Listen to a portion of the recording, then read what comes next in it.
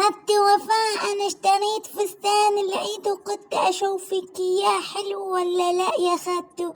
أنا عجبني كتير كتير، كل سنة وأنت طيبة وبخير وسعادة يا أحلى خدت وفاء القمر. أنتي أعطينا رأيك بصراحة.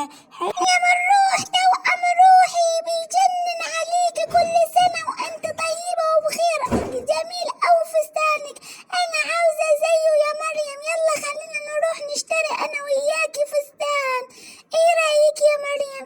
أنا عاوزة زيه، ماليش دعوة يا بيت. ماشي يا خالتي وفاء، يلا خلينا نروح نشتري لك فستان جميل زيك يا حبيبتي علشان نلبسه أول يوم العيد أنا وياكي.